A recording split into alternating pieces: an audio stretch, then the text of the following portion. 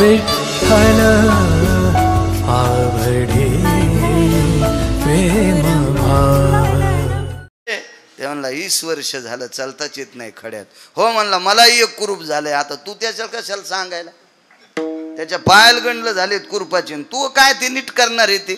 हे आपण भरकी माणसं आहेत ना, आपण समुद्रातही सळल्यानं नीट होत नाही तर बुटकं भर पाण्यानं काय आपले दात घासायचे आहे का नाही. म्हणून दुःख सांगायचं असेल तर या लोकांना सांगायचं, साध्वींना सांगायचं, संतांना किंवा देवाला सांगायचं.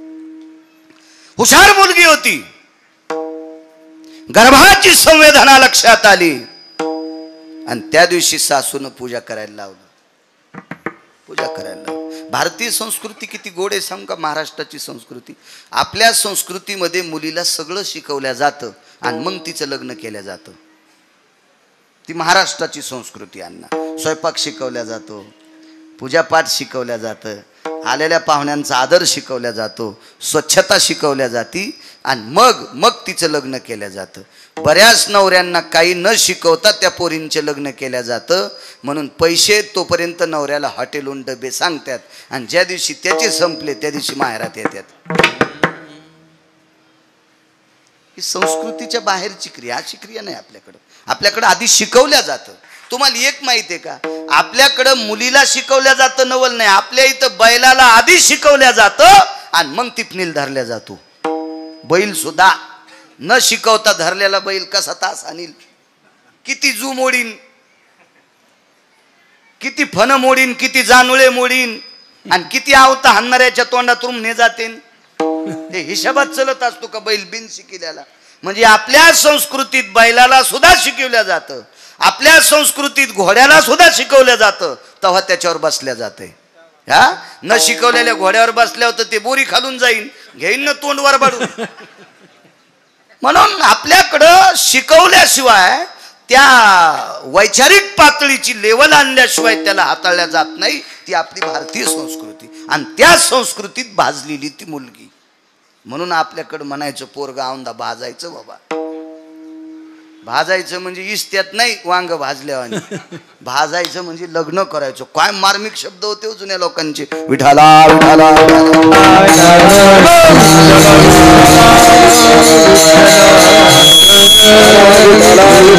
सर्व गुण संपन्न मुलगी, निष्ठावंत वारकऱ्याची कन्या. देवपूजेला बसल्याच्या नंतर पूजेमध्ये देव होता. तो देव बापाच्या इथून आणीत असते. आपल्याकडे लग्न झाल्यावर शेवटचा विधी असतो परवर लुटायचा. नवरी नवरदेवाला आपल्या बापाच्या घरी नेती आणि बापाच्या देवहऱ्यात पाय पडायला लावती आणि मग पाय पडता पडता ती सांगती, हे देव घ्या. ते देव म्हणजे लंगडा देव, म्हणजे गोपाल कृष्ण, हे देव घ्या. अशी पद्धत आहे. मग त्यानं तो देव खिशात टाकायचा. ते म्हणला मी घेत नाही. मग ती म्हणली मी संग येत नाही. घ्यावा लागतो का नाही तो देवा. तो देव तिकून आणलेल्या देवाचा सत्यनारायण करीत असते. तर हो मी केलं 27 वर्ष. हो ना. आणि मग तो देव खिशात घेतला. तो देव, त्या देवाची ती पूजा करीत होती. कोणी नाही मागच्या देवघरात, एकटीच आहे. बाजूला कोपऱ्यात एक जातं होतं भोजेकर बाबा. त्या जात्यावर एक दगड असतो गोल, खुंटा ठोकायचा. भाऊसाहेब पाटील तो दगड घेतला तिने हातात. तो हातात घेऊन दगड देवाच्या पुढे टेकला. देवाला लोणी ठेवलं, त्याच्यावर तुळशीचं पान ठेवलं. काय त्यांचा महिमा सांगतोय. तुळशीचं पान लोण्यावर ठेवलं आणि गोपाल कृष्णाला प्रणाम केला. मालक, माझ्या माहेरात आत्तापर्यंत देवा तुझी पूजा करत होते रे, याच्याकरता तुझ्या पूजेची अस्मिता मला सुद्धा आहे. पण एक विचारते रे देवा, बापानं ज्याच्यासोबत लग्न लावून दिलंय त्याचा अजून शारीरिक संग नाही. वारीत गेल्याच्या नंतर जी माणसं पाहिली, मोठी माणसं पाहिली त्यांना बाप म्हणाले आणि कमी वयाची पाहिली त्यांना जिजा भाऊ म्हणाले. मग पुरुषाचा संग मला नाही. मग माझ्या पोटात गर्भ कसा. देवा ही माहेरी सांगितलं तर आचरणातली लोक आहे. माझी आई देहत्याग करील, माझे बाबा प्राण सोडतील आणि सासरी जर सांगितलं तर ते मला हाकलून देतील. हे जगिन्य वाढन बरं देवा. मग मी तुला निमूटपणे विचारते, सुखही तुलाच सांगावं, दुःखही तुलाच सांगावं. आमच्या परंपरेतली सगळी जे ही धुरा आहे का देवा, ही तुला वाहिलेली आहे. वाहुहा संसार, हा हे सगळं तुला अर्पण केलंय. पण सांग ना देवा, कोणाचा गर्भ आहे? महाराज, धातूची मूर्ती बोलत असती का? तांब्या पितळाचा असेल ते फार केला तर चांदीचा रंगनाथ असेल, लय श्रीमंत असेल भोजेकर बुवा सोन्याचा असेल रंगनाथ मूर्ती, पण धातूची कैलास बुवा ती कशी बोलल होती? त्या धातूच्या मूर्तीच्या हातात एक लोण्याचा गोळा आहे, पण तो गोळा कशाचा आहे? धातूचाच आहे. आणि हिच्या हातात दगडाचा गोळा आहे. देवाला सांगितलं, देवा सांग रे परमेश्वरा, सांग सांग गर्भ कोणाचा आहे? बोलत नव्हती मूर्ती. त्या रंगनाथाला, त्या गोपालकृष्णाला, त्या पंढरीतल्या मालकाला दह्या दुधानं तिनं स्नान घातलं होतं आणि सांगितलं, देवा मी तुला दह्या दुधानं स्नान घातलं, लोण्याचा तुळशीच्या पानाचा प्रसाद ठेवलाय, पण आता मी तुला प्रसाद देणार माझ्या अशुद्धाचा. अशुद्ध म्हणजे रक्त. मला सांग गर्भ कोणाचा आहे, नाही तर तुझ्या समोर हा पाषाण मी माझ्या डोक्यात घालून तुला रक्तस्नान घालते. तात्काळ मूर्ती प्रगट झाली. प्रगट झाली मूर्ती. चतुर्भुज नारायण आहे. पायावर डोकं ठेवलं, वटी पसरली. सांग देवा गर्भ कोणाचा आहे? पर्याय आहे देवा. माहेरी सांगितलं पर्याय नाही, सासरी सांगितलं पर्याय नाही, पाताचा पर्याय आहे. त्याला गर्भपात म्हणतात. पण हे जर पाप मी केलं तर चंद्र सूर्य येतोपर्यंत माझं नाव गढूळ राहीन, घाणेरडं राहीन, कलंकित राहील. म्हणून या निष्पाप बालकाची मी हत्या करणार नाही. आहे पर्याय, पण तो चुकीचा पर्याय आणि तो संप्रदायात मोडत नाही. मग सांग देवा, हे तिन्ही पर्याय जर माझ्या समोर मला अवगत नाहीत, मला ते प्राप्त करता येत नाहीत, त्याच्यापासून मला फायदा नाही आणि मला ते सहन होत नाही. सांग, करू देह त्याग तुझ्या पुढे. ठस ठस ठस ठस देव रडत होता. रडत होते प्रभू, रडत होते.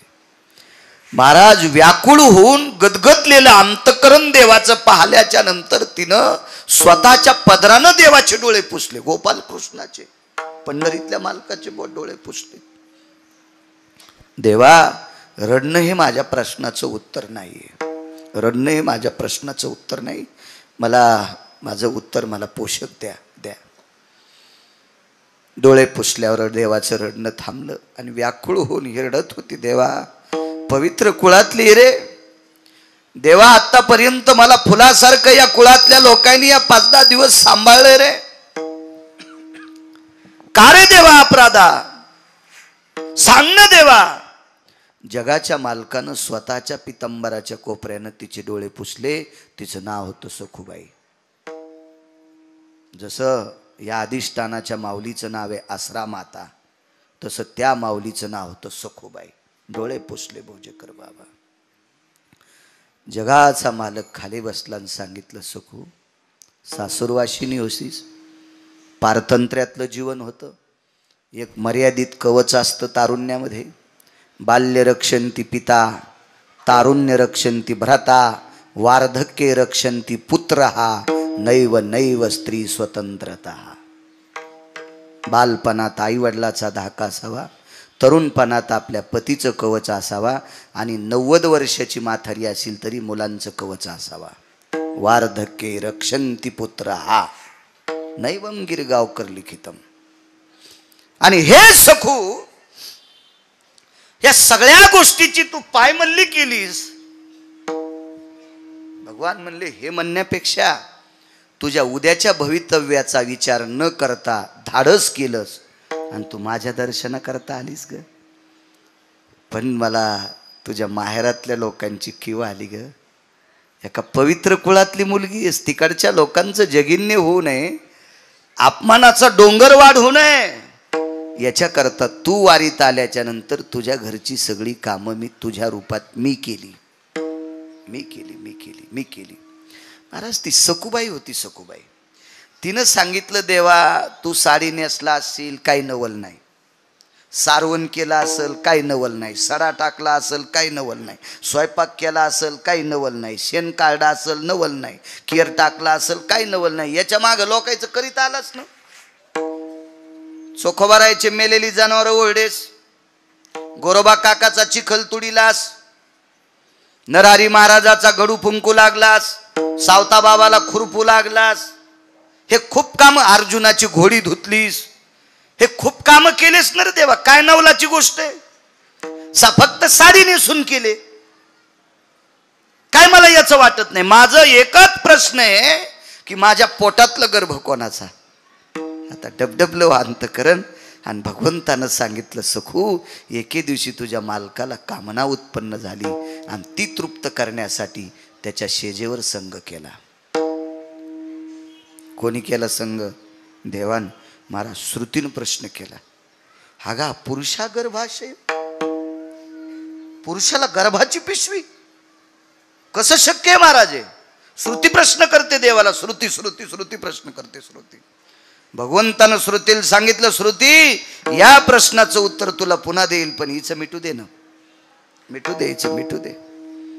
श्रुतीनं स्वतःचा प्रश्न चुरगळून टाकला आणि श्रुती या विचार विचार करत होती की जगाचा बाप आहे, वृक्षाचे पान हाले ज्याची सत्ता, झाडाचं पान ज्याच्या सत्तेशिवाय हालत नाही त्याला जगाचा बाप म्हणतात. आणि एवढ्या मोठ्या टोकाचा जगाचा बाप असताना इथं कोण्याही माणसाला 10 लाख रुपये दिले तर कृष्णाबुवा आहे साडी नेसून संभाजीनगर जिल्ह्यात फिरंग काय एखादा माणूस इथं बसलेला, 10 लाख रुपये माझ्याकडे तर नाही, तर मी भीक मागून देईल. आपल्याकडे एवढे पैसे कुठून आले? मी भीक मागल पण त्याला 10 लाख रुपये देईल. करा हातवरी. फिरतो माणूस नाही. जगाचा बाप नुसती साडी नेसला नाही, बाई होऊन पुढच्याचं काम तृप्त केला. महाराज श्रुती वेडी झाली, वेडी झाली. काय देवानं इतक्या खालच्या दर्जाचं काम केलं असेल? ती म्हणते मी याचा विचारच करत नाही, पण हिचं जीवन सांभाळण्यासाठी केलंय, सखूबाईचं जीवन सांभाळण्यासाठी केलंय. त्या अर्थी हिचा अधिकार किती मोठा असेल? सखूबाईचं जीवन सांभाळण्यासाठी, तिचं पावित्र्य सांभाळण्यासाठी, तिचं जगिन्य होऊ नये, तिचा अपमान होऊ नये, विश्वात तिची कसल्याही प्रकारची नामुष्की होऊ नये, याच्याकरता हिच्याकरता देव इतका खाली आलाय. हिची पावर काय असावा? तर श्रुतीशास्त्राला संत वाङ्मयातल्या काही लोकांनी सांगितलं, हे श्रुती माते, विश्वाच्या मालकाला संत इतके आवडतात, प्राणाई परोते, प्राणापेक्षा विश्वाच्या मालकालाही संत आवडतात. आणि त्या संतांसाठी इतक्या खालच्या स्तराचं काम करतो. या महाराष्ट्राच्या मातीतल्या सखूबाई नावाच्या साध्वीचा जर हा दर्जा, तर माझ्या साध्वी आसरा मातांचा किती मोठा दर्जा. म्हणून मालक पहिल्या कडव्यात म्हणतात, काय त्यांचा महिमा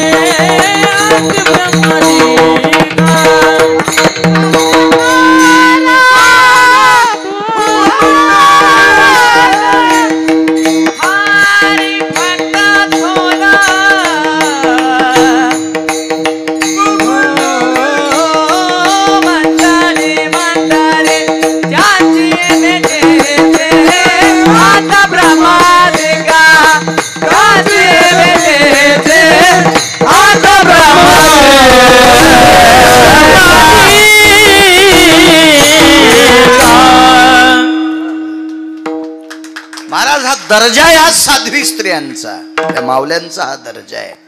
आणि ती पवित्र पूज्य श्री समाधीधन सद्गुरू आश्रमातेंचा अधिष्ठान इथं आहे. काय पूज्यता. जनाबाई नावाच्या साध्वी होऊन गेल्या. वारकरी संप्रदायातलं एक फार मोठं टोक.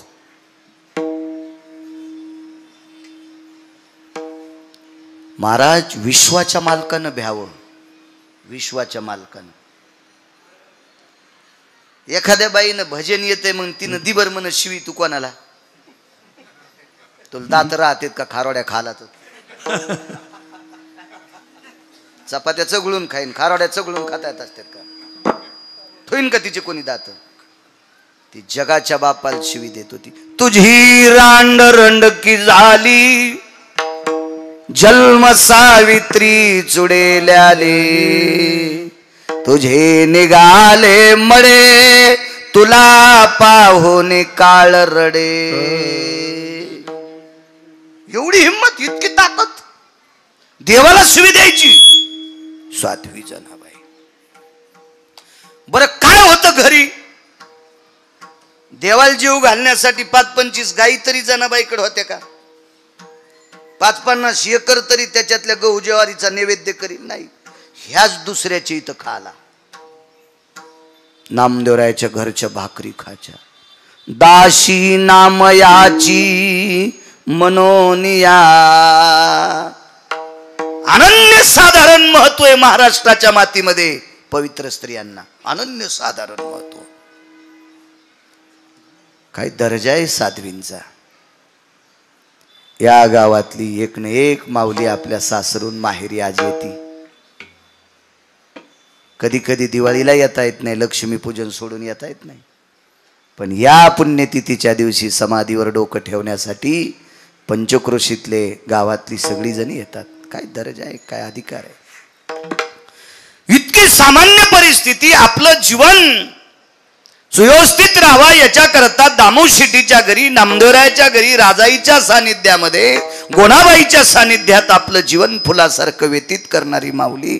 त्या घरी काबाड कष्ट गौऱ्या याचण्यापासून काम करणारी स्त्री साध्वी जनाबाई. बर ज्या घरी राहत होत्या त्या घरी कोण्याच माणसाला बंध पांघरायला नव्हतं. बंध म्हणजे आता हे जर चादर असेल तर बंध म्हणायचं. भोजेकर महाराज याच्यातलं अर्ध फाळलेलं. कारण बंध पांघरण्यासाठी नव्हतंच तितकं पाटील साहेब, नव्हतंच. इतकी परिस्थिती नाजूक. या परिस्थितीमध्ये जगाच्या मालकानं त्या बाईला नाहू घालावं. नाहू. माझ्या जनीला नाही कोणी म्हणून देव घाली पाणी. किंवा डोई चोळी सारंग पाणी. जगाचा बाप डोकं चोळायचा. डोकं चोळायचा. वैकुंठवासी माधव महाराज मगर म्हणायचे. वापन काढायचा. आपली भाषा नाही पण त्यांची येते.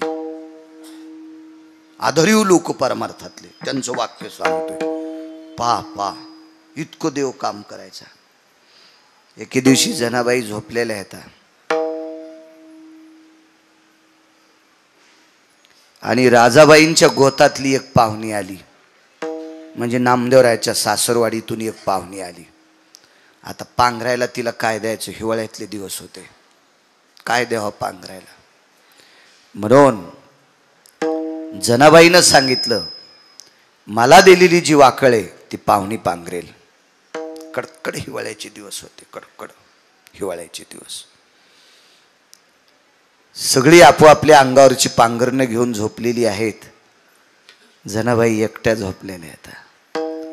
डोक्याच्या जटा केस मोकळे केले आणि ते मोकळे केस असे तोंडावरून पांघरले. साळीचं तनच भरलेली पोताड्याची उशी डोक्याला घेतली आणि त्याच्यावर अंग टाकलं आणि आपले त्या मुक्तावळी केस असे तोंडावर झाकले झोपल्या. महाराज त्याला शेजारती झाली. त्याला कोणाला. जगाच्या बापाला. त्याची शेजारती कशी असेल. मखमली शेज असेल, त्याच्यावर फुलाच्या पाकळ्या असत्याल, त्याच्यावर त्याला मंत्रात झोपायचं. आता स्वामी सुखे निद्रा करा गोपाळा, आपुलाले मनोरथ जातो आपुल्या स्थळा. एवढं फार काय मोठं अंगावरती शाल, नुसतं हे करायचं सगळं. महाराज जगाच्या मालकाला तिथं अशी थंडी भरली, अंगावरचा मखमली ते पांघरण हालू लागलं, गणेश भाऊ हालू लागलं. आईसाहेब बाजूला होत्या, रुक्मिणी आईसाहेब. मालक, मी बऱ्याच वेळेस तुम्हाला घाम आल्याला पाहला. पांडवांना लाक्षागृहात पेटवलं त्या दिवशी जगाच्या बापाला घाम आलता. अशी काही प्रकरणं पाहिली, पण तुमच्या अंगामध्ये कापरं भरतय, तुम्हाला थंडी वाजती, तुमच्या अंगावरचं पांघरण हालतंय, हे पहिल्यांदा पाहते. असं का? आजारी आहेत तुम्ही? जाग आली आणि मध्यरात्री सांगितलं, रमा, रमा म्हणजे लक्ष्मी, हे लक्ष्मी, माझ्या जनील थंडी वाजती ग, माझ्या जनील थंडी वाजती, मला जावं लागतंय. आणि अंगावरचं भरजरी पांघरण उचललं आणि जिथं जनाबाई झोपल्यात तिथं अंगावर नेऊन टाकलं. महाराज त्या जनाबाई होत्या. जाग आली, पाय धरले. माय बापा, मला पांघरण घालण्यासाठी आलास? नको रे. ज्या घरातली मायबाप मला 2 टायमाच्या भाकरी देतेत ते गोधडे पांघरायलेत आणि मी मखमली कपडा नाही पांघरणार. पण दृष्टांत संपला. जगाच्या बापानी रात्री स्वतःची पर्वा न करता तिच्या अंगावर पांघरून टाकावा. त्या जनाबाईचा अधिकार किती मोठा असेल, काय दर्जा असेल माझ्या आश्रमातेचा, या पवित्र समाधीधन माऊलींचा काय दर्जा असेल, काय माझ्या जनाबाईंचा दर्जा भक्तिसूत्रातला.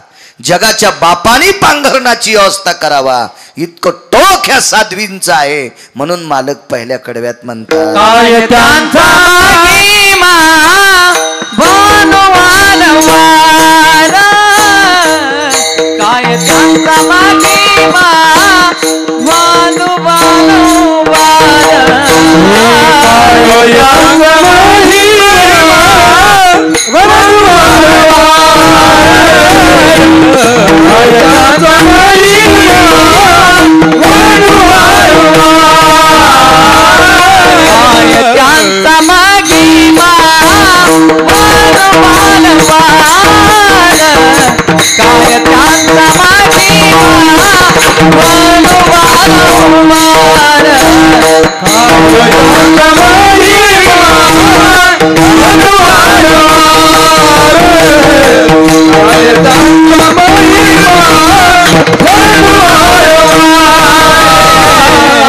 हरि भक्त थोरा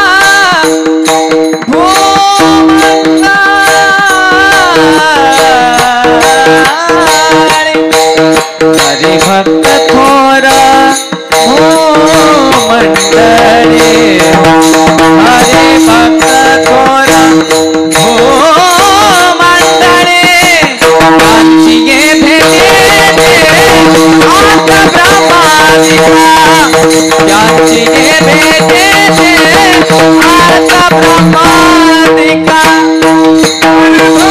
हरि भक्त थोरा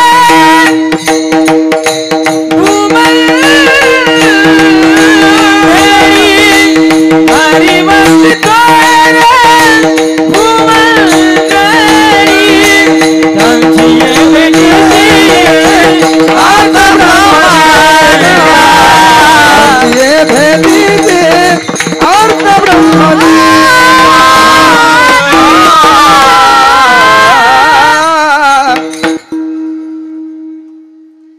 12 वाजले जिजा, 12 वाजले. जाऊ द्या, साध्वीची सेवा आहे, जरशी शिल्लक करतो. येरी तरी भंगिऱ्याच्या वाढदिवसात चिठ्ठ्या देतेच, वाढवा वाढवा वाढवा. त्या हराम खोरायला त्याच्या बायका कदरल्या आणि त्याच्या वाढदिवसाला आमचे कीर्तन भडवायचे.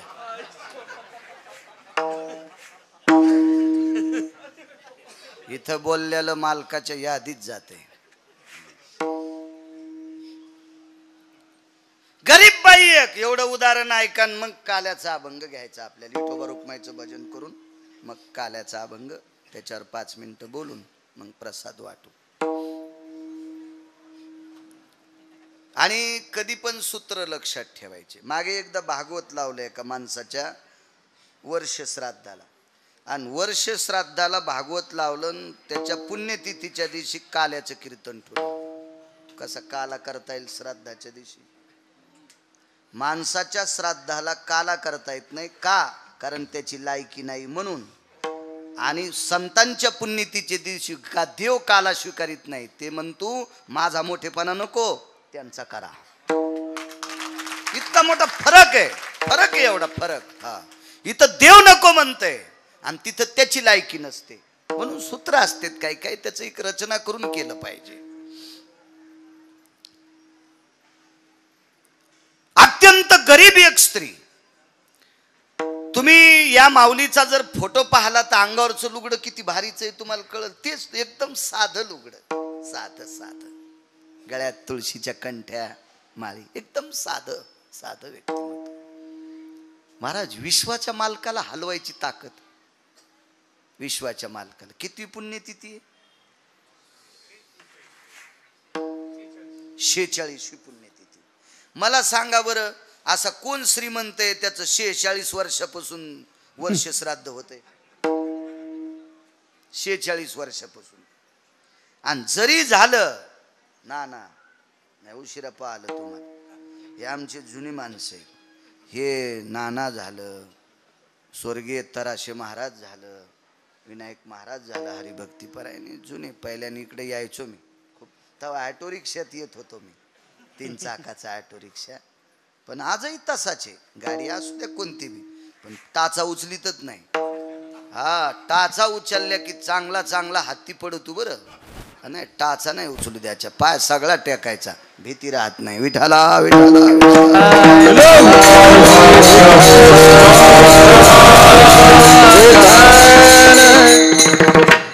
गरीब बाई, अत्यंत गरीब, गरीब बाई, अण्णा गरीब बाई. ती रोज देवाला नैवेद्य द्यायची, खिचडीचा नैवेद्य. खिचडी काय असेल बरं तिच्या खिचडीला? कधी जर तेल नसलं तर ती पातेलं ते मडकं गरम करायची, त्याच्यात पाणी टाकायची. ते चणकन वाजलं, पाण्याला चटका बसला आणि पाणी उकळलं की तांदूळ टाकायचे. फक्त मीठच त्याच्यात, मोहरी नाही, जिरं नाही, तेल नाही, हळद नाही, जायफळ नाही, कढीपत्ता नाही, काही नाही तिच्या खिचडीला. नुसतं मीठ आणि मिरचीचा तुकडा. अत्यंत गरीब बाई, अत्यंत गरीब बाई. इतकी गरीब पुढे आहे का? तिला झोपडं जरी असलं तरी त्या झोपड्याला सुद्धा लाकडं मोठी भेटली नव्हती. कारण तिच्या झोपड्यात मधात जाताना बसून जावं लागायचं. बसून महाराज बसून. उभ्यान गेल्यावर थुत्तर फुटन, म्हणजे उभ्या मेडी उंचीनं कमी होत्या. मग आता ते वाशे तरी लांबणीचे कसे जमतील? वाशे नाही कळायचे जिनच्या पॅन्टीवाल्याला. वाशे फक्त जुन्या लोकांना कळतंय. तुम्हाला वाशे कळत नाहीत, वाशे मोजता येतात. विठाला विठाला विठाला. म्हणून जुनी माणसं म्हणायचे, काय बचर बचर लोकांचे वाशे मोजायला. वाशे मोजणं म्हणजे दुसऱ्याची निंदा करणं, उकांडे उकरणं. वास त्याला म्हणतात, ते लाकडाचं असतंय. जुन्या लोकांना माहित होतं. पूर्वीच्या काळात ते पत्र गित्र दुर्मिळ होते म्हणून झोपडे करायचे ना. आढं असायचं, त्याला आडू असायचा, उभ्या मेढी असायच्या, वाशे असायचे, खालच्या आखुड्या मेढी असायच्या, कोपऱ्यात मोघळ करायचे, मोघळाला एक मजला करायचे, त्या मजल्यात पेंडी ठेवायचे, म्हणजे बैलाचं तोंड पुरुणी टाकल्यावरच खावा, अशी शिस्त असायची. राहाल जर कोठे होते तर त्याच्या सगळ्या वस्तू ठेवायचे मोघळ. आता काय, राहाल बंगले आणि आतमध्ये भूत. काय नुसता मोठा वाडा पोकळवास आणि वारा जाय भासा भासा. नामदेवरायाच्या घरी झोपडं होतं पण भजन 14 लोक करीत होते. हा, आता काय नाही, आता नुसतं. हा, एक जणांनी घर बांधलं, वास्तू शांतील माल बोलवलं, घर होतं 1.5 कोटी रुपयाचं. माझ्या लक्षात आली आणि मिस्त्रीत पैसे बुडिलेत. भेताड रडू लागलं ना ते गजा असे वक करू लागले. म्हणलं यान गजावाल्यात पैसे दिले नाही, खडीवाल्यात दिले नाही, इटावाल्यात दिले नाही, याच्या घरात बसणं म्हणजे मसनवाट्यात बस नाही. आता करता काय, बुका लावणार तेच होतं. त्याच्यामुळे मी काही विरोधात गेलो नाही, त्याच्या काय विषय नाही त्याचा. एवढं मोठं घर. म्हणलं तुळशी वृंदावन आणि करीत असतीत का? म्हणलं बाप्पा, आणि तू हिंदू आहे ना, आणि तुळशी परिस्थिती होती. चला असू द्या. बर काही न तुळशी वृंदावन केलं तर बाजूला शेळी बांधली, ती शेळी तुळशीला उपदाऱ्याच येऊ देईन, शेंडा आला की छानी, आला की छानी. काय नाटको काय कायचे बाबा. आणि ते म्हणते आम्ही लय परमार्थिक चांगल्या पुरात टाकायला पाहिजे. या म्हणतो मला विठाला विठाला विठाला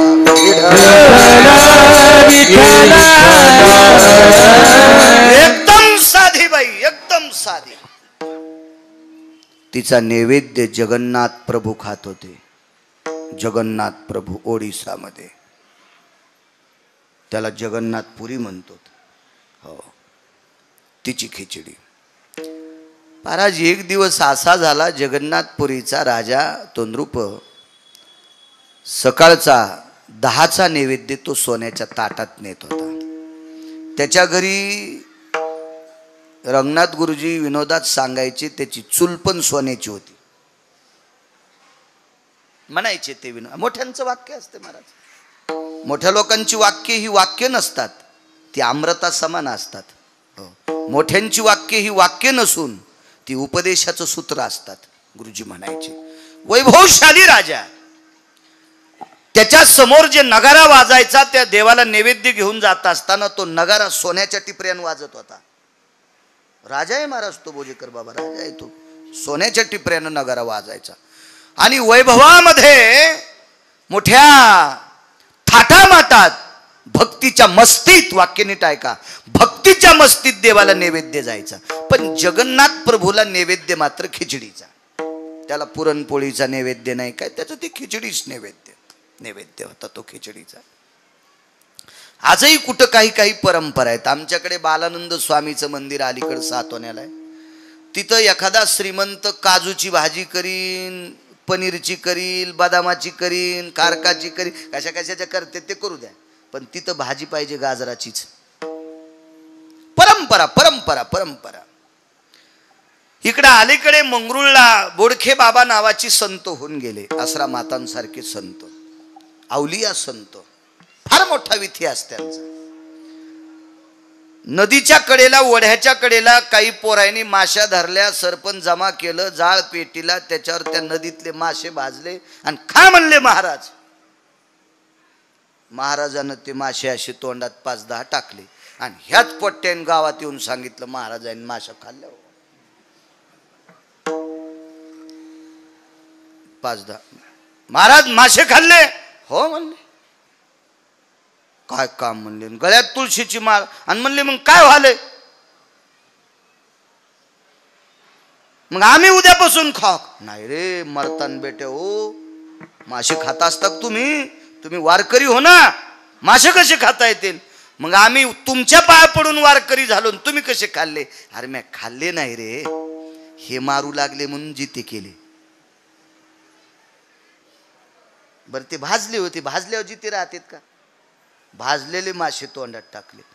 एक जण म्हणला महाराज त्यान भाजले तर मेलतेन ते, तुम्ही जिते कस काय केले? बकेटभर पाणी आणा म्हणले. बकेटभर पाणी आणलं आणि वमन क्रिया केली. उलटी नाही केली पाटील साहेब, उलटी नाही, पूर्ण जठर तोंडातून बाहेर काढलं. पूर्ण अन्नाची पिशवीच बाहेर काढली आणि खळा खळा खळा त्या बकेटभर पाण्यात धुतली आणि ते भाजलेले काळे ठक्कर पडलेले मासे त्या बकेटात पडले की जित्ते झाले. त्यांना भाकरीचा प्रसाद आहे तिथं, आमटीन कण्या भाकरीचा प्रसाद, ज्वारीच्या कण्या. मी खूप दिवसापूर्वी जात होतो कीर्तनाला. ह्याचा एक प्रसाद असतो, ठरलेला प्रसाद असतो, प्रसाद खूप ठिकाणी. इथे जालन्याच्या पुढे एक डाव्या हाताला मोठी संत आहे, तिथं उमराच्या दोड्याची भाजी, उमराच्या दोड्या आणि साधं वरण, वरण शिजून कढईतलं टाकायचं आणि तिथं पाणी वाहतं, ते पाणी त्याच्यात टाकायचं. साधं वरण आणि उमराच्या दोड्याची भाजी. काय हे प्रसाद आहे, साधूचा प्रसाद आहे, प्रसाद आहे. तसा जगन्नाथ प्रभूचा प्रसाद म्हणजे खिचडी. महाराष्ट्र फार टोकाचा आहे. महाराष्ट्र महाराज या लोकांमुळे आपण साबूत आहेत. धरा या महाराष्ट्राची, या भारत देशाची पृथ्वी शेषाला सहन होत नव्हती, म्हणून या संतांनी त्यांच्या तपोबळावर पृथ्वी स्थिर ठेवली. शेष कधीच थकलाय, इतकं पाप झालंय, शेष कधीच थकलाय. आता केवळ जर पृथ्वी सावत असेल त्या संत लोकांच्या पुरुषार्थावर आहे, या वारकऱ्यांच्या पुरुषार्थावर आहे, त्यांच्या ताकदीवर आहे. देवाला मोठ्या थाटात नैवेद्य खिचडीचा ठेवला. त्या दिवशी 10 सव्वा 10 वाजता राजा गेले, नैवेद्य ठेवला आणि नैवेद्य उघडा करायच्या आधी तोंडाकडे पाहिलं तर देवाच्या तोंडाला खिचडीचे कण लागले होते, भाताचे कण. तर राजानं पुजाऱ्याला सांगितलं, काल देवाला नैवेद्य तोंडाला लावल्यावर तोंड पुसलं नाहीस का? तो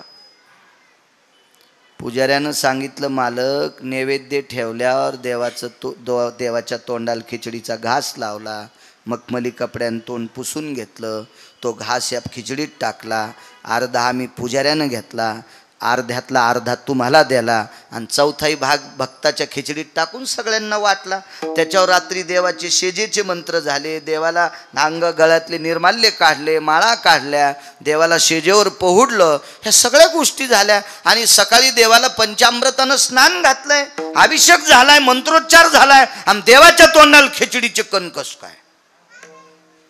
राजान पुजाऱ्याला वेठीच धरलं, दार लावलं आणि मग साक्षात्कार झाला राजाला. संध्याकाळी, राजा तुम्ही नैवेद्य नुसता ठुता, पण या गावातली एक म्हातारी तिची खिचडी देव खातो. राजा म्हणला, आपल्याला तिला बोलवा, आपल्याकडे बोलवा. मग तिला बोलवून घेतलं, त्या म्हातारीला बोलवलं, भालदार चोपदार पालखीच पाठिली सोन्याची. पण ती साध्या विचाराची म्हातारी होती, साध्वी भोसले माता सारखी ती माऊली होती. ती पालखीत कशाला बसून सोन्याच्या? त्या म्हणल्या, मी पायी चलते. आणि ती म्हातारी काठी टेकीत टेकीत राजाच्या दारात आली. आल्याबरोबर राजाची पत्नी वगैरे, प्रधानाची पत्नी सगळ्या बसल्या. राजाने विचारलं, माय, मोठी माणसं आदरयुक्त बोलतात, ए माय. जी माय बाप. तू खिचडी करते? हो. देवाला नैवेद्य? हो. नुसता नैवेद्य देत नाही, त्यानं खाल्ल्याशिवाय मी खात नाही. राजा म्हणला, आगाऊच का आम्ही? आमच्या इथं सरपण टाकायला सोन्याची चूल. आता सरपण सोन्याचं नसतंय, असतं तर ते पण केलं असतं राजा. सरपण कसं सोन्याचं करता येईल? चूल सोन्याची, भांडे सोन्याचे, चमचे सोन्याचे, ताट सोन्याचा, नगारा वाजायला सोन्याची टिपरे, नगाऱ्याचं कातड सोन्याचं करता येत नाही, तर ते पण केलं असतं. माणसं काय करतील पैशाच्या जोरावर देव जाणे. सगळं वैभवशाली. आम्ही काय ठुली म्हणून ठुतो, खाल्ली म्हणून खाऊ घालतो ना आणतो घरी. म्हातारी म्हणली, तशी नाही. मग राणीनं सांगितलं, प्रधानाच्या पत्नीनं सांगितलं, बऱ्यापैकी असे चरचर बोलणारे लोक असतात ना मोठ्या लोकाय पुढं, पण मोठ्याल्या लोकांसोबत राहणाऱ्यानं जरा हिशोबात बोललं पाहिजे. आमच्या इथलं एक मोठ्याच्या संग राहून गरीबाला गाचंड्या देत होतं, पण ते मोठं पळड्याव याला लोक नदीला हाणलं, मग त्याला नदीला हाणलं लोकांनी. त्याच्यामुळं मोठ्याच्या संग राहून आपण नाही तरतर केलं पाहिजे. मोठे मोठे असतात ते पळड्याव, आपल्याला कोणी हानीत मग, त्याच्यामुळे नाही. हा हा, या बा बैल म्हातारा झाला की येसन काढून घेत असते, यशनी काढून घ्यायची वेळ येऊ दिली नाही पाहिजे माणसानं. विठाला विठाला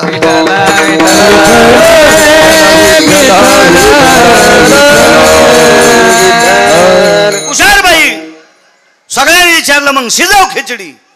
ती म्हणली, तुमच्या इथं सोन्याची चूल आहे, सोन्याचं पातेल आहे, सोन्याचा चमचा आहे, हिच्यात टाकायला काय कोथिंबीर काय टाकायची, सोन्याची इळी आहे, सगळे तुमचे तांदूळ भारीचे येतं, पण तुमच्या इथं शिजलेली खिचडी जगन्नाथ खात नाही. राजाचं तर सगळं जीवन ढिलच.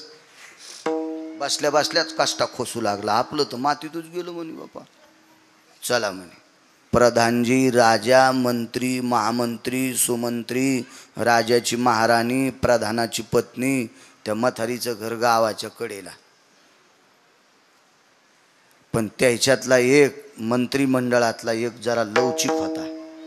तिथे गेल्यावर म्हणला, राजेसाहेब म्हातारीच्या घरी जाताना मुकुट हातात घ्या, नाही वरच्या लाकडात अडकन, अपमान होईल तुमचा.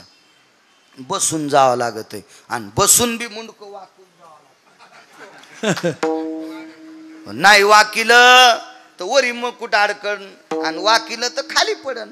राजा हुशार होता, गेले मधात, दाबून चोपून सगळे बसले. म्हातारीन चूल पेटिली. देव किती भारी. त्या दिवशी सरपण वल सारे डोळे पुशीत होते, पण पाच आहे ना देव खिचडी खातो. खिचडी शिजली.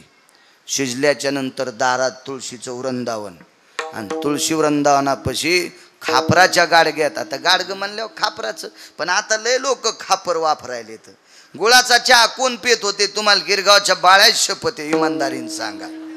20-30 वर्षापूर्वी गुळाचा चहा कोण पेत? गरीब माणसं. आणि गुळाचा चहा एखाद्यान बऱ्यान पेल्या लोक म्हणले हे भिकार चोटे, गुळाचा चहा प्याले. हे सांगायलो 30-35 वर्षाचं. तुम्हाला पुन्हा एकदा मै शपथ आहे, आता गुळाचा चहा कोण प्याले? जय तर लय पाचोळा झाला का? ते प्याले ते गुळाचा चहा. हो, इथे गावरान गुळाचा चहा भेटन. त्या हॉटेलवाल्याला विचारा ऊस कुठं लावतेत? ते म्हणलं आपल्याला काय पतात नाही. ऊस दाखवा बरं. त्याने येळू दाखिला. म्हणलं ह्या येळून हाना ह्या सोंबळ्याला. येळूचा कुठं गुळ होत असतो रे सोंबळ्या? येळूतला ऊसातला ज्याला फरक कळत नाही हे बिनाखली म्हणतोय हे गावरान गुळाचा चहा आहे. तो येळू मोडूस तर हाणायला पाहिजे भाडव्याला. लोकांच्या डोळ्यात माती टाकतो सोंबळ्या. सारी नाटकच. चला काय करायचं आपल्याला. हे पैशावाल्याचा माज उतरण्यासाठी देव असे जन्माला घालतोय. हो, तुळशी वृंदावनापाशी खापराचं परळ होतं, त्याच्यात खिचडी टाकून दिली. सगळीच पूर्ण पुसून पासून भोजेकर महाराजजी टाकली ती. त्याच्यावर तुळशीचं पान ठेवलं. पाणी त्याच्यातला थोडासा घास त्याच्यातच उचलून ठेवला आणि पाणी फिरवलं. पाणी फिरवायला मातीचंच बुटकं. पाणी फिरवलं आणि डोळे झाकले आणि विनंती केली. रोज डोळे झाकून नुसती विनंती खिचडी खाय म्हणून करीत होती. तिला चुटचुट आवाज आला किंवा खिचडी हालिल्याचा आवाज आला की तिच्या लक्षात येत होतं देव आला. पण तिला वाटत होतं आज देव येतो का नाही काय माहीत. तिला माहीत होतं ना फुगिरायला देव भेटत नाही. आज सारे फुगीरच होते तिच्या भावताल बसलेली. फुगिरायला कसं भेटन? हा, देव भेटण्यासाठी हे वाकलं पाहिजे अंतःकरण. हो, माना तर कोणाच्या वाकत आहे? तो येडिंग थोडीच झालेली. मानाला थोडीच येडिंग केली न वाकायला. वाकत असती ही चोंभाळेपणा असतो मान वाकीनं. पण हे वाकलं पाहिजे. आणि हे ज्याचं वागतंय का अंतःकरण देव त्याला मानित असतो, कोणाला नाही मानित देव. नम्र झाला भूता तेने कोंडिले अनंता. अहंकार गेला आणि तुका म्हणे देव झाला. नम्रतेशिवाय मानित नाही. म्हातारीन पदराची वटी केली. 2-4 जाग्यावर छिद्र त्या लुगड्याला. भोसले माता सारखं लुगडं साध आणि त्या लुगड्याची जिजा वटी केली अशी पुढे आणि देवाला पसरली. देवा भीक मागते रे, आज माई परीक्षा आहे रे जगन्नाथा. हे माय बापा विश्वनाथा, माई परीक्षा आहे रे माय बापा. रोज खिचडी खातोस रे, आज खाय नाही यायच्या देखता. खोरा झानला, हाताचा खोरा, हात दिसत नाही आणि खिचडीच्या पात्रात असा खोराच. तुपाच्या मोठ्या बरणीत असा कसा खोरा घालतेत असा खोंगा, तसा खोंगा भर खिचडी घेतली आणि म्हातारीनं दर्शन घेतलं. राजेसाहेब देवान खिचडी खाल्ली. म्हातारीनं जिथं देवाचा हात लागला होता का तितका भाग राजाला देऊन टाकला. राजा धर्मनिरपेक्ष राजा आहेस, तुला देवाचा स्पर्श झालेला प्रसाद देते. ठराविक लोकांना भेटतो. देवाचा स्पर्श झालेला प्रसाद रानोबा नावाच्या वारकऱ्याला भेटला. हे रानोबा नावाचे वारकरी म्हणजे चोखोबरायचे वडील होते. देवान चोखलेला आंबा रानोबाला भेटला. देवाचे दातन ओठ लागलेला तो आंबा पत्नीला दिला. झाल्याला मुलगा नाव ठेवलं चोखोबा. हे ठराविक लोक असतात पात्र सुद्धा. राजाने विचार केला काय म्हातारी, त्याच जागेवर महाल बांधला आणि आज तिथेच स्वयंपाक घरे जगन्नाथाचं आणि तिथून खिचडी करून जगन्नाथाला आजही नेण्याची पद्धत आहे. दृष्टांत संपला. महाराज सोन्याच्या चुलीवर शिजवलेला स्वयंपाक खात नाही, पण एका झोपडीत लहानशा 4.5 फूट उंचीच्या झोपडीत राहणाऱ्या म्हातारीच्या हातची खिचडी खातो. जगन्नाथ तिची खिचडी खातो. ती साध्वी किती अधिकारी असेल तशा माझ्या भोसले माता किती अधिकारी असताल. म्हणून मालक पहिल्या कडव्यात म्हणतात काय त्यांचा महिमा वर्णवारवार, काय त्यांचा महिमा वर्णवारवार, काय त्यांचा महिमा वर्णवारवार, काय त्यांचा वर्णवारवार, काय त्यांचा महिमा वर्णवारवार.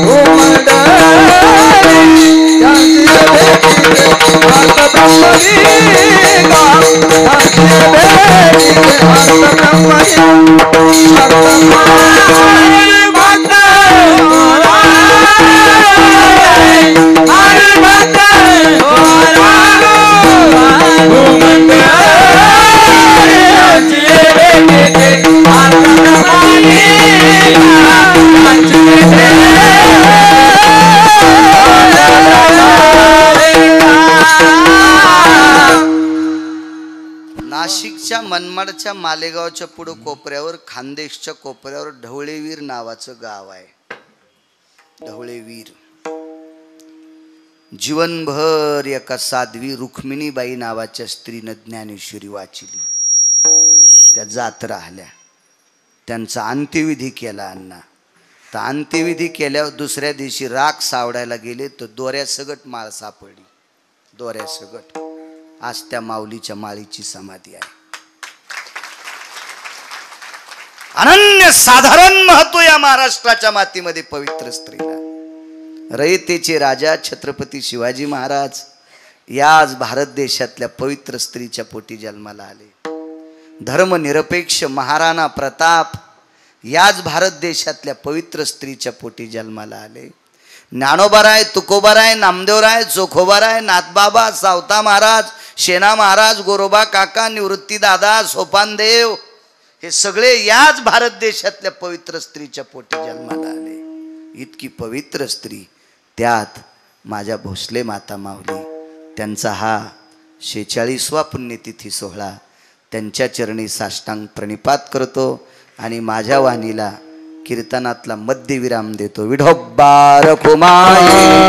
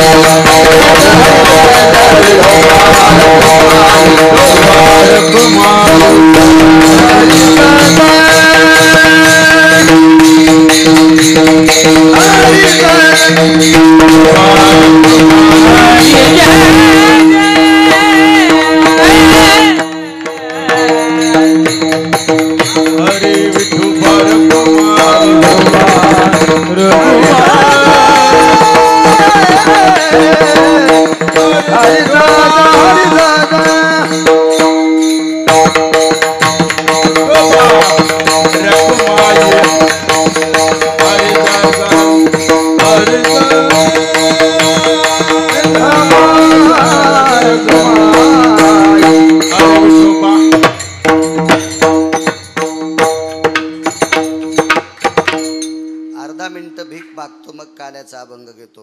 नमः शिवाय, ओम नमः शिवाय, हर हर भोले, नमः शिवाय, नमः शिवाय. टाळी टाळी टाळी हातावरी करा हात. नमः शिवाय, नमः शिवाय, ओम नमः शिवाय, हर हर भोले. ओम नमः शिवाय, ओम नमः शिवाय, हर हर भोले. नमः शिवाय, हर हर भोले. नमः शिवाय, हर हर भोले. नमः शिवाय, हर हर भोले. नमः शिवाय, हरि हरि बोले.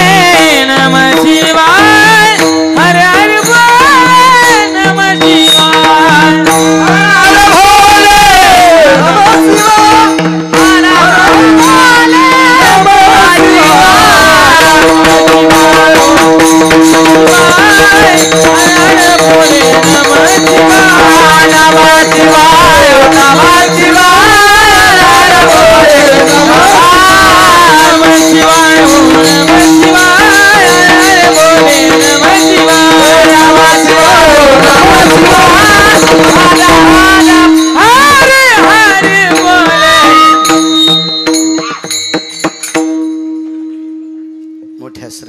चालत असलेला हा समाधी उत्सव पुण्यप्रसंग सोहळा साध्वी आसरामाता भोसले त्यांच्या चरणी माझ्या वाणीला विराम देतो.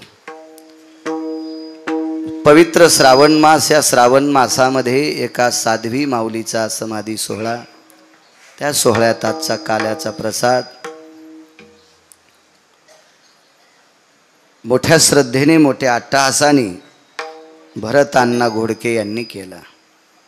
मला जिजा म्हणाले त्यांची फार इच्छा होती प्रसाद मला मिळावा आणि त्या प्रसादाला बाळू महाराजांचं कीर्तन असावं, असा त्यांची भावना. योगायोग मलाही येण्याचा आला. भरत अण्णा घोडके त्यांना कोटी कोटी धन्यवाद. अशा पवित्र श्रावण मासामध्ये एक अनन्यसाधारण महत्त्व आहे. माझ्या भगवान शिवजीचं या मासाला आधिपत्य आहे आणि या मासामध्ये एका पवित्र साध्वीच्या समाधी सोहळ्याच्या दिवशी तुम्ही प्रसाद केला. एवढ्या मोठ्या भक्तगणांना, वारकऱ्यांना तो प्रसाद मुखात जातो आणि त्या प्रसादासाठी नामचिंतन पुण्यपावन प्रसंग म्हणून या प्रसंगावर तुम्ही गोड अशा प्रकारचा तुमचा अर्थ अर्जन करून ती संपत्ती, सात्विक संपत्ती आध्यात्मिक क्षेत्रात खर्च केली. त्याबद्दल भरत अण्णा घोडके तुम्हाला पुनश्च कोटी कोटी धन्यवाद देतो. आणि काल्याचा अभंग घेऊ. कंठी धरिला कृष्ण म्हणे अवघा जनी प्रकाश, वैष्णवनिका संभ्रमा, वाकुल्या ब्रह्मदिका उत्तम लोका दाखवू, मला वाटू एकामेका वैष्णवनिका संभ्रमा. हे तुका म्हणे हो मंडळी आम्ही बळे वीर गाणे, मला वाटू एकामेका वैष्णवनिका संभ्रमा. शंकरा जुळे होतो तिघाचे केवळी, वारे दोन्ही कडे मुख बसवूनी कडे, वाहतीच्या धारा धारे दोहीच्या गोबरा, वारे दोही कडे मुख बसवूनी. तुका म्हण्या ते तुका निकवणे तुका, वारे दोन्ही कडे तुका म्हण्या ते तुका निकवणे तुका, वारे दोन्हीकडे मुख पसरून निघणे.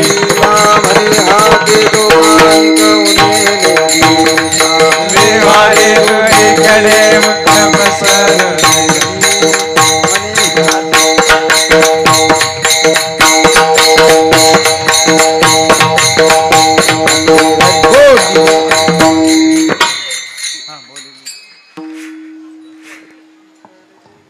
ज्ञानदेव ज्ञानेश्वर माऊली, ज्ञानराज माऊली, ज्ञानेश्वर माऊली, विठ्ठल जय जय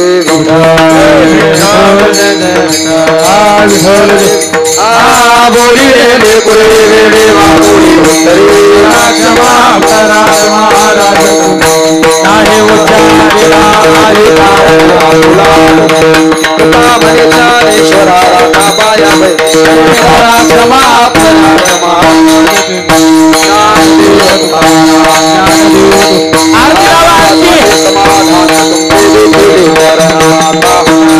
मना येते नाही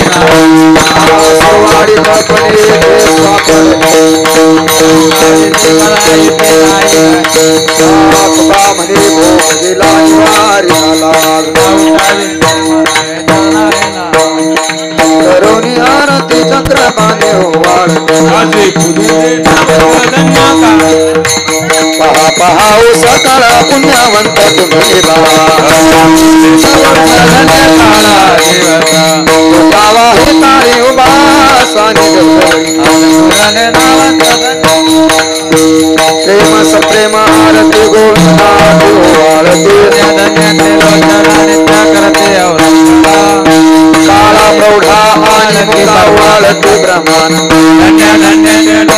नित्य करते नामा म्हणे ते सेवा ते देवी राही योग्य